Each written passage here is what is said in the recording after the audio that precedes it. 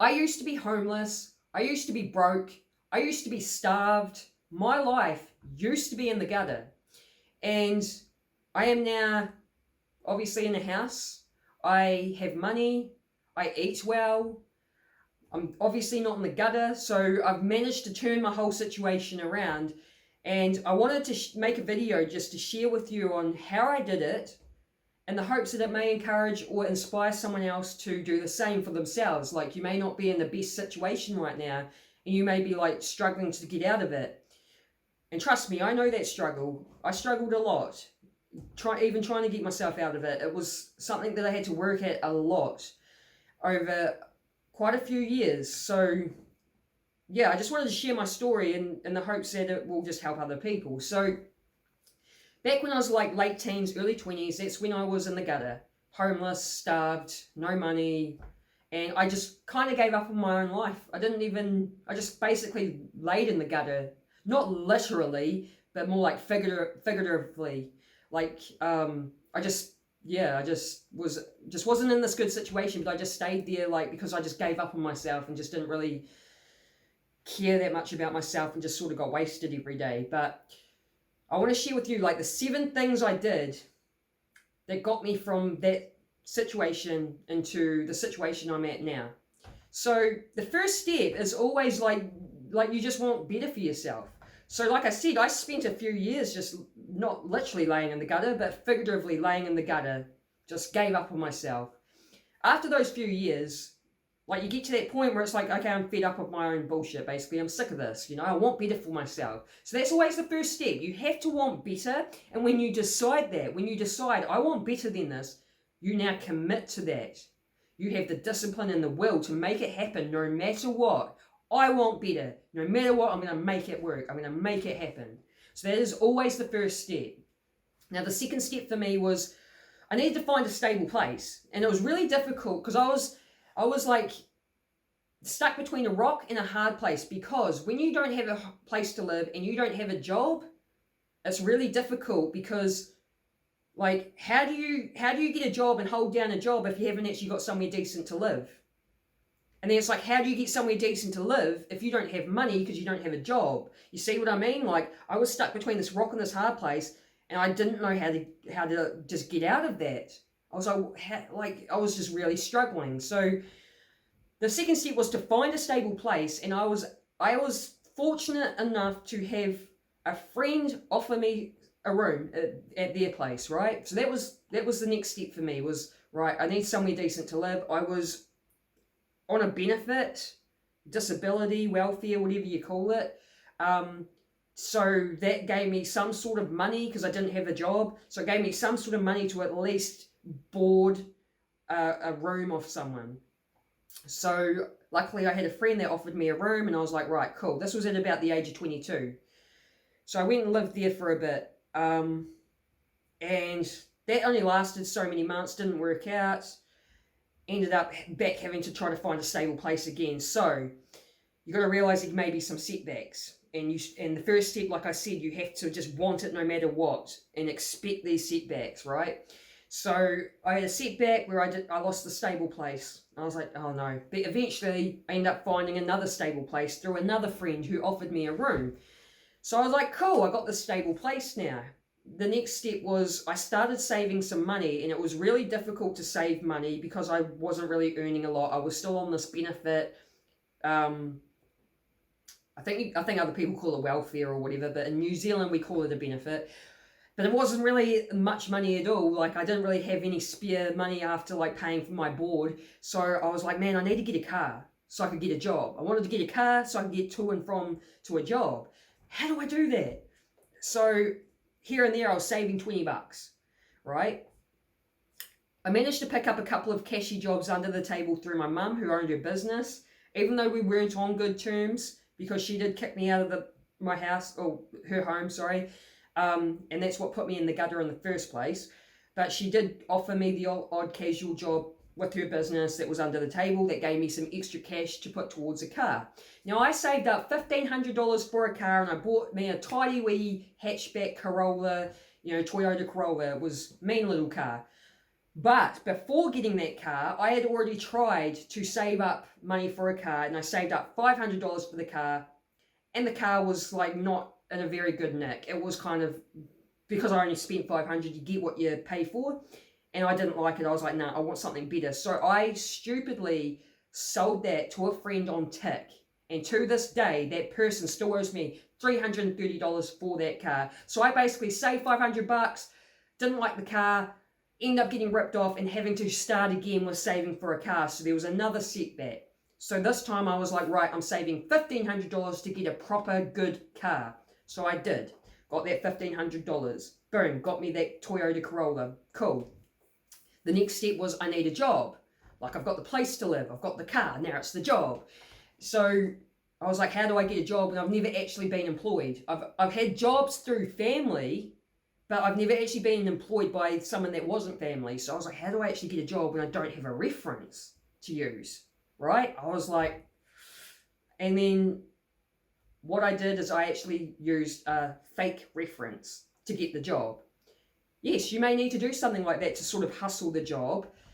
Some people might be like, oh, that's being dishonest. And I think, well, you may see it that way, but I don't. And the reason being is the person who gave me, it was a friend that gave me the fake reference, right?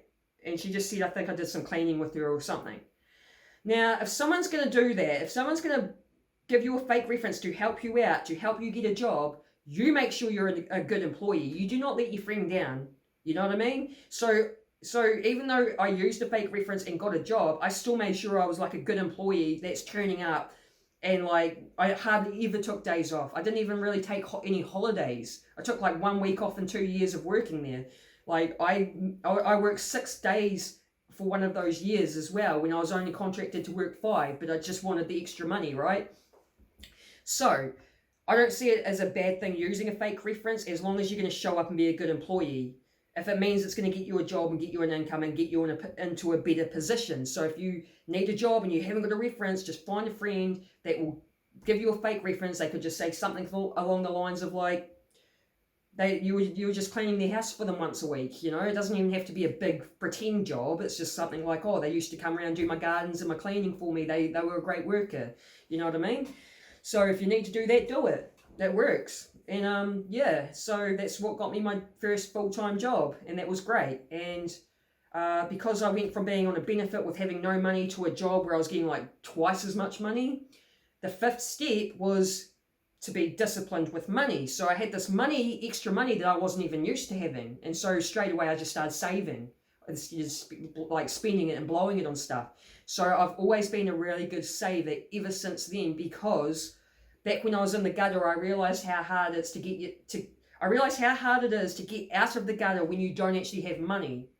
It's really hard, right? So that's why ever since this money came in, I had extra money I wasn't used to. I'm like, right, I'm going to save it. As long as I've got money in savings, I can get myself out of this situation because I have the money, right? So be disciplined with money. Learn to save. Don't just go blowing money on dumb shit. Don't blow money on things just to impress other people with, like labeled clothing or flash-ass cars that you're ticking up, putting yourself in debt because you want to show it off to other people. Like, look at me and how successful I am. Who cares about what other people think? You know what I mean? Be disciplined with money. You need money to make money. So I've always been a very good saver ever since I got that full-time job. To this day, I still save a good chunk of money. Sure, there are things I could spend it on. Oh, I need a new whatever. I need a new blender, for example. I hate my blender. It's just a stupid blender, but I use it every day for my smoothies. And I was like, man, I need a new blender. And it's like, oh, I don't have the money for the blender. I do. I've got money in savings. I just don't want to spend it on a blender. It's like, I'd rather keep it in savings. So be disciplined with money. Now, the 6th step is, I wanted to mention the setbacks. So don't let setbacks discourage you, because I had many setbacks. You know, got a stable place, lost it, back to just bouncing around different places, not really having a stable place to live. Got another stable place again the second time. Boom, yeah, like you know, it's like if you don't want to allow things to discourage you and be like, I'm not going to try now, just because something failed once. Like I said in that first step, you've got to have that determination and the will to want better for yourself no matter what. Expect setbacks, they will happen. So I had the setbacks with the stable place, I had the setback with the car. Spent $500 to get this car, didn't like it, got ripped off by the person that I gave it to on tick, had to start saving from scratch again. I could have been like, poor me, I'm a victim, nothing works out for me, I'm not going to bother trying anymore. It goes back to the first step. No matter what, I wanted better for myself. So I, saved again. So don't let setbacks discourage you. Now, I had a setback with that job. I worked there for 2 years, my first full-time job. I had to give it up. Why? Because I had a broken back and didn't realize it. Because no doctor took me seriously about my back pain. So I had a broken back for 6 years between the ages of 19 and 25.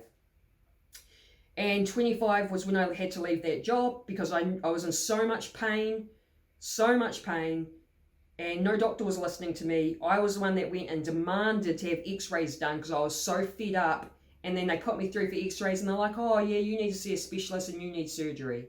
So that was another setback. It was like, yeah, I got into a full-time job. Now I have to give it up, go back to a benefit because now I need spinal surgery. It was just like, oh my God. Again, you don't let it discourage you. You keep pushing through those setbacks. Keep bouncing back. Have that will and determination to better your situation. So yes, I went through the surgery. It took a very long time to heal, and I have worked the odd job since. However, I get back pain quite easily because of it, and I decided that I didn't want to rely on my body to make money because I'm used to physical work. So I had worked the odd physical job since having the surgery, but I'm like, I just know it's not the right path for me anymore. So that's why I've actually started up a YouTube channel where I'm building this online business because it's using your brain, not your body. And I want to build an online business that's going to help and serve others. So again, don't let those setbacks stop you. Just keep bouncing back, keep pushing, right? So, now I'm just pretty much working on creating content. And when I'm not creating content, I'm studying and learning.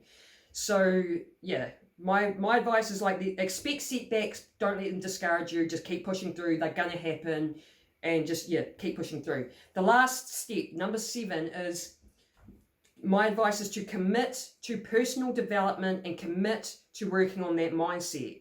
So I've been doing that for quite a few years now as well, just working on myself to become a better version of myself, leveling myself up, evolving and growing, working on the mind. Your mind can always play tricks and can be like, in a way, it's almost like your mind can actually be an enemy. Like if you're depressed and your mind starts telling you like, no one likes you, no one cares about you. That's the mind playing tricks. It's not true. So you've got to work on that mindset. You want to have a positive mindset. Commit to your personal development. Work on bettering yourself. You do this by healing yourself. So I've been on my own healing journey where I've had to work on my wounds. I've had to heal myself by forgiving other people, including my family. So as long as you do that, as long as you just commit to working on yourself, over time, you are going to become a better person, a better version of you. You're going to have these transformations.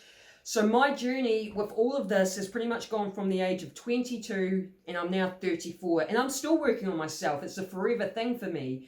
So 22 and 34 is where I've been doing all this work on myself, all these steps that I just went through in that time. And like I said, in that time, I've had a lot of setbacks, pushed through it, come back even stronger. But now, like, I have a lot of people in my life that have known me for like longer than 10 years who will tell you that I have changed so much as a person. I'm not the same person I used to be. I've evolved and grown so much just by committing to doing the work. So realize you may be in a hard situation. You may be even struggling like, how do I get out of this? I was in that place. I struggled a lot in my younger days. I struggled a lot to get out of the gutter and to stay out. Like I say, it's just an ongoing thing. You've got to just keep pushing it. You can do it as long as you've set your mind to do it. Mindset, right? It's a powerful thing, your mind. As long as you set your mind to, I'm doing this no matter what, you will eventually get there. As long as you just keep committing to it and keep pushing through it, you will get there. I hope you like this video. I hope it has inspired you to realize that you can change your situation. Once upon a time, I was homeless, I was starved, I had no money, I felt depressed, I even felt suicidal, I felt like giving up. What's the point? I got out of it. I'm not suicidal or depressed anymore. I'm a very happy, high vibrational person. I enjoy learning about spirituality and teaching it through videos and stuff. So I'm just going to add an extra little step in there, and that's find some hobbies. Find some hobbies, because hobbies help you to stay in that happy, high vibrational state as well. I have a few creative hobbies that keep me happy, so find some hobbies as well. I hope you liked this video. If you did, let me know by giving me a thumbs up or write a comment. If you like this sort of content, then subscribe and hit the bell notification. I hope I see you on the next video. Peace.